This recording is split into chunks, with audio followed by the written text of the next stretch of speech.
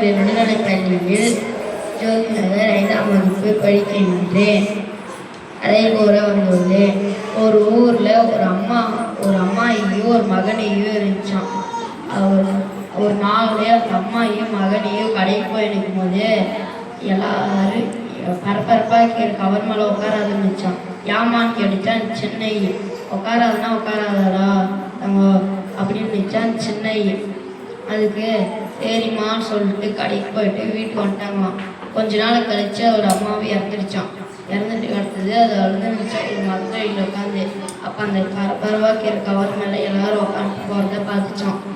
அதுக்கு அதுவும் நம்மளுக்கு தானே அம்மா இல்லை, அம்மா திட்டாதே அப்படின்னு சொல்லிட்டு போய் உக்காந்துச்சான். ரொம்ப நேரம் உட்காந்து எழுதிச்சான். திடீர்னு மெலாந்துருச்சான். அது அப்படியே ஒட்டிக்கிச்சான். ஐயோ நம்ம எதுக்கு இங்கே உட்காந்துன்னே தெரியலையே, மெலாந்தாலும் கீழே விழுந்துருவோம், சரி எழுந்தாலும் கீழே விழுந்துருவோம், என்ன பண்ணுறதுன்னு தெரியலையே அப்படின்னு சொல்லி அழுதுச்சான்.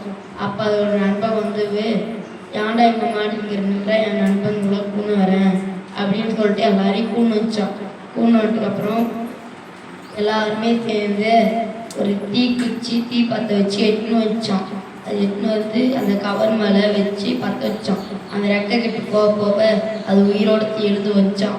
அப்போ நான்ப்பா ஏன்டா அது மேலே உட்காந்துன்னு சொல்லிச்சான். அதுக்கு தெரியாத உட்காந்துட்டா. அம்மா அப்பயே சொன்னாங்கடா சாரா நண்பா நினச்சான். சேர்றா ஊர்றா அப்படின்னு நினச்சான். அம்மா சொல்கிறது கேட்டால் தான் அந்த மாதிரிலாம் அம்மா சொல்கிறது கேட்டால் தான் நீங்களாம் உயிர் வாழ முடியும், இதுக்கு மேலே அம்மா பேச்சு கேளுங்களா அப்படின்னு சொல்லிட்டு விளையாண்டுச்சான். அதுதான் சொல்லுவாங்க, அம்மா பேச்சு கேட்டு நடந்துக்கணும். நன்றி, வணக்கம்.